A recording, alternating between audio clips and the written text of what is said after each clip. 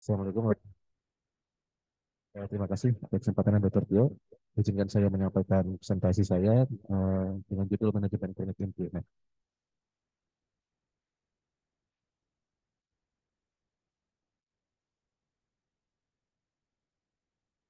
Secara definisi, MPM ini dapat didefinisikan sebagai komponen cairan, nana atau pus di rongga yang sebelumnya sudah ada, ataupun bentuk komponen pus di rongga pasung torak. Untuk MPM kronik ini, dari definisi yang saya dapatkan itu merupakan MPM yang terjadi lebih dari 4 sampai 5 minggu.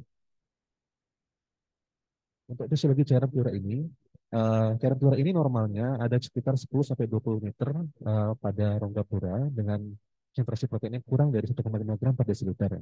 Sumber dari cairan pleura ini bisa berasal dari sistemik papilari, ya, bisa dari interkosta papilari maupun dari pulmonary papilari, di mana nanti dia akan masuk ke dalam rongga pleura dan akan terdrainase oleh sistem limfatik. Terjadinya ketidakseimbangan seperti produksi yang meningkat, baik dari dari sistem kapilari ataupun pulmoner kapilari, atau ada gangguan dari drainase dari limfatik, akan menyebabkan terjadinya peningkatan jumlah cairan pleura tadi. Untuk etiologi sendiri, infeksi ini bisa disebabkan oleh karena ada infeksi seperti TB atau terapkan eksplosi, dari sinusitis, dari trauma seperti trauma torak, malignansi seperti berbagai karsinoma, atau iatrogenic pasca dan berbagai torakosintesis. Terjadi NTM ini dapat dibagi menjadi 3 fase. Di mana fase pertama itu merupakan fase oksidatif, di mana pada fase oksidatif ini terjadi akumulasi cairan pada rongga pleura akibat peningkatan permeabilitas dari pleura visceral karena inflamasi dan infeksi.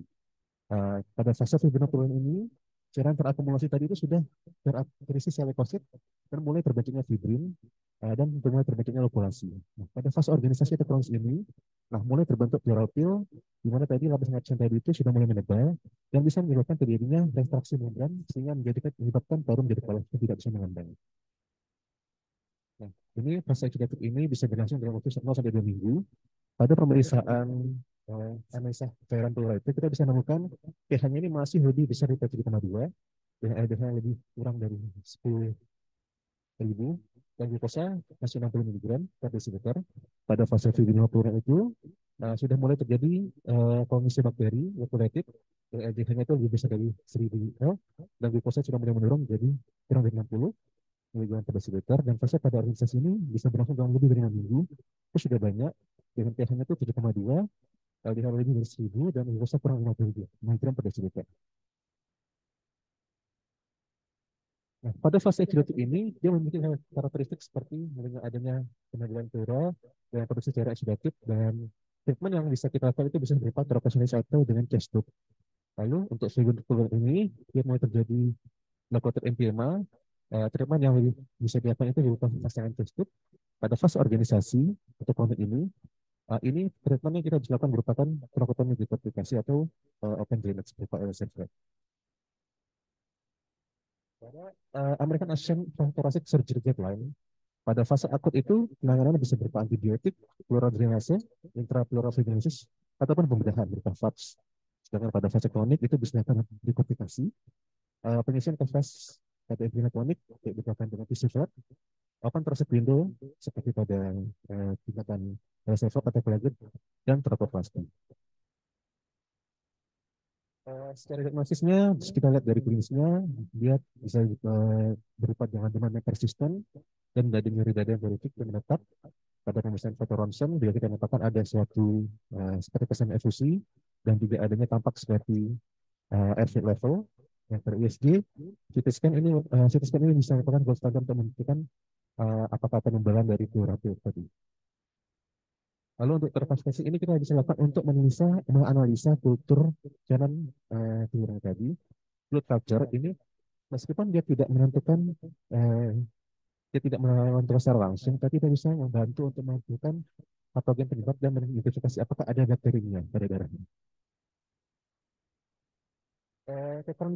Kronisitinya itu diperiksa berdasarkan gejala klinis berupa demam, cairan turun kental, dan penurunan yang tidak membaik. Untuk prinsip manajemennya, ini bisa berupa evakuasi pus, obliterasi rongga paru, dan pengembangan paru yang optimal. Kalau tadi sama dengan akut antibiotik, drainase dan pembedahan. Untuk kronik itu dengan dekortikasi, pengisian fasilitas dengan eh, gitu. Microsoft ataupun nanti dengan terkoplasti atau open project window dengan server atau target. Ini adalah algoritma pada yang akut. Jadi pada stage 2 atau 3 dilema yang membutuhkan intervensi pembedahan.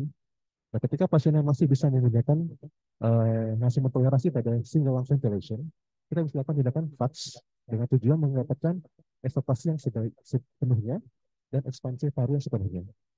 Nah, jika tidak bisa, kita bisa lakukan dengan tindakan torakotomi.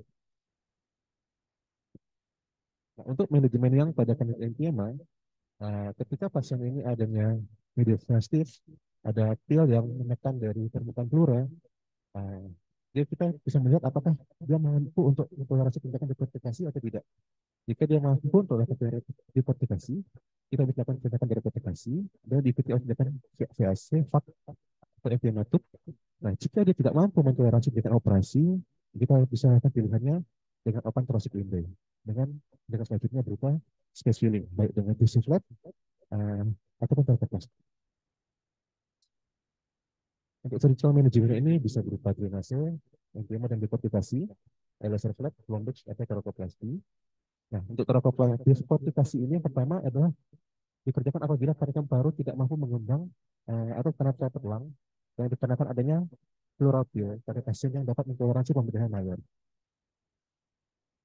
Untuk open window torakostomi ini merupakan tindakan marsialisasi rongga emphysema dengan resesi iga dan dinasi terbuka.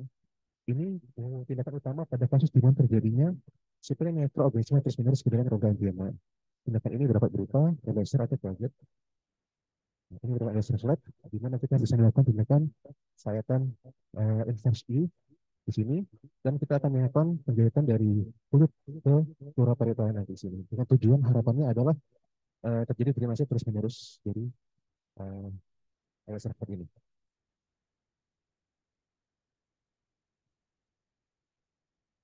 Untuk masker plunge, ini masker plunge ini adalah space filling. Space filling ini tujuannya adalah untuk mengurangi rongga kosong pada rongga kavitas torak tadi. Nah, di mana ini bisa menggunakan otot bahkan omentum untuk mengisi kavitas torak. Untuk otot yang bisa digunakan bisa berupa epicenter dorsi, sarus anterior, pectoralis, pectus abdominis, dan omentum. Indikasi pelembus ini adalah tidak adanya bidang pembelahan yang memiliki ada bedah mendekortikasi paru-paru atau ketidakmampuan paru-paru untuk mengembang kembali memenuhi rongga pleura. Yang pas operasi di mana dekortikasi gagal, tidak ada BPF, dan adanya lesi yang tidak dapat dideteksi pada terhadap paru.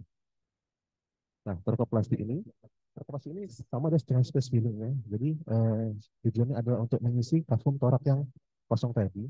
Nah, cuma berdasarkan guideline AETS ini dia 2B. Jadi dilakukan jika tindakan dari apa tadi laser shot tadi, tindakan dari space filling yang sebelumnya tadi, mas tadi itu gagal, maka bisa dipertimbangkan untuk dilakukan tindakan torakoplasti.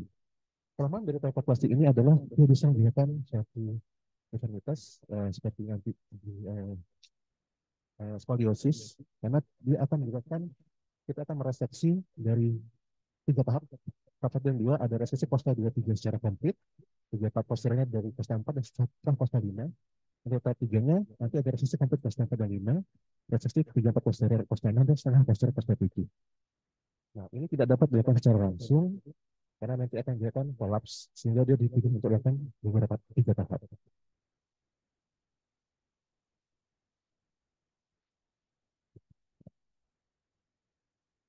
Baik, sekian dapat saya. Terima kasih Pak. Ya, dari record dimatikan.